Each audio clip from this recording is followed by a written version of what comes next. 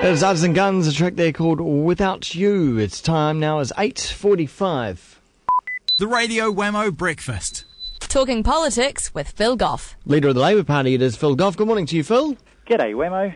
Hey, do you think we'll be seeing nuclear war? The world will be in nuclear war by the end of the day? No, I don't think so. I think there's a lot of bluff and bluster on the North Korean side. But it is a bizarre regime. It's the last Stalinist regime in the world. It's got an appalling human rights record, and the dear leader has absolute control. But what tones them down is that the Chinese, who have some influence over North Korea, don't want an incident of this type, and they'll be using their diplomacy and influence, I think, to try to wind it back. Got to wonder, though, where's the diplomacy coming from the US and South Korea when they're at the moment, right now, conducting war games out in the Sea of Japan? And they are saying that they're doing it in order to have a show of force to the North Koreans and show them that, well, they need to pipe down because look at all the muscle we have over here. Yeah, you've got to also remember that the North Koreans clearly torpedoed an inshore patrol vessel of the South Korean Navy, killing all 46 people on board. That is an act of war. That's an act of murder. We don't want to see anything gung ho from either side. We don't want to see this erupt into a much broader conflict. But the truth of the matter is that the North Koreans don't abide by usual rules that exist between countries, and the Americans and the South Koreans, of course, are entitled to exercise within their own territorial or international waters. But, I think you need some cool heads on both sides. Nobody wants to see a war erupt. And actually, the last thing the South Koreans want to see is actually a collapse of North Korea, which would require them to take over responsibility for trying to lift the standards of that country, which are abysmal in terms of people starving to death, low productivity, and a country that just doesn't work. Doesn't it feel like, though, the rubber band has been stretched over decades and decades? Something's got to snap at some point. Yeah, it's a real pity. At one point, under the South Korean presidency back in the early part of the 21st century, they were pursuing what they called the Sunshine Policy, which was to try to improve relationships, develop factories within North Korea that would employ North Korean workers, but the capital would come from South Korea. And I just got to say that North Korea missed its opportunity. It's missed its opportunity to open up to the world. It's missed its opportunity to develop an economy that enables it to look after and feed its people. And it has been bizarre in its testing of nuclear weapons. That's not to say that George Bush's policy of, axis of evil actually made a whole lot of sense in painting them into the corner. I think they could have been smarter than that.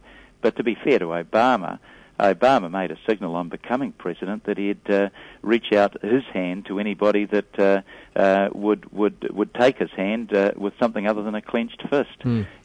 So, if you're going to look at responsibility here, you'd have to say most of it was on the North Korean side. But, at the same time, we don't want to see South Korea or the United States getting totally gung-ho about it and provoking a conflict that you don't need to have. No, exactly. Let's return back home and look at weapons of a smaller kind, but no less deadly. The government is looking at controlling air guns and making sure that everyone who owns an air gun is licensed. Is this a good move? Well, those air guns that have the capacity to kill as a rifle does, I think you have to control. Some of those new, I think it's the FX air rifle, it has basically the same hitting power as a .22 caliber rifle.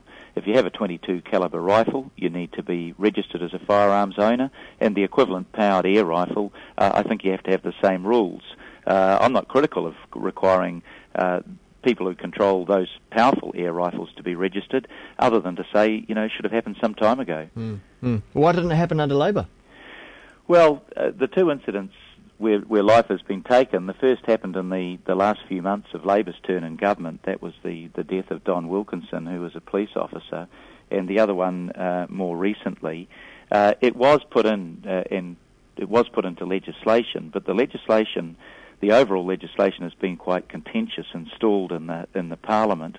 I think the right thing to do would have been to have taken the necessary part of that bill out of the stalled legislation and put it through in its own right. And I think that's what the Minister is now going to do, not before time. Okay. What about the argument that people, registered owners, are law-abiding citizens? It's the criminals who don't bother getting anything registered anyway. And it was only not that long ago. You might remember the story on the Coromandel where more than 120 guns, including pistols, assault rifles and submachine guns, are believed to be in the hands of criminals after the owner illegally sold the restricted firearms. And they'll be turning up for years, maybe decades to come.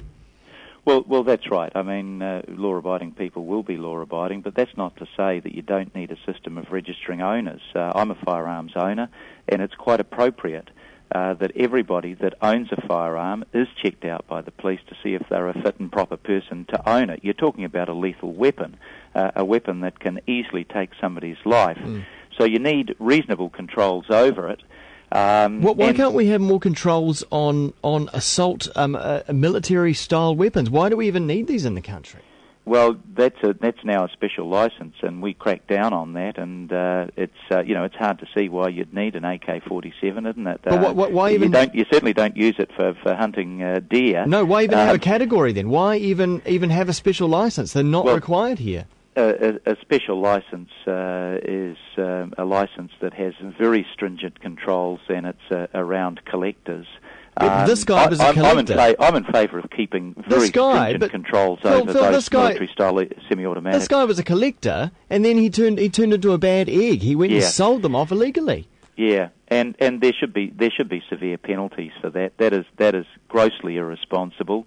And one of the problems, years ago, we did away with registering individual firearms.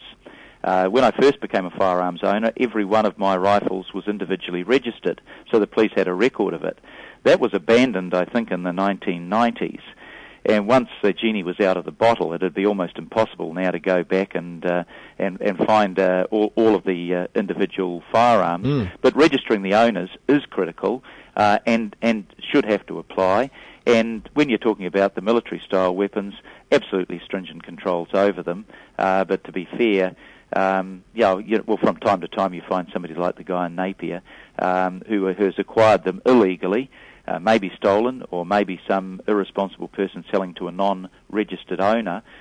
You keep the laws as strict as you can, while not being unfair to the legitimate person that doesn't pose a threat to anyone. Yeah, but I still fail to see the point of even a legitimate collector of some kind in New Zealand with AK-47 type weapons. It doesn't make sense. But there's no guerrilla warfare here. There's no citizens' army or something. The only people that should have them are the army, and that's it.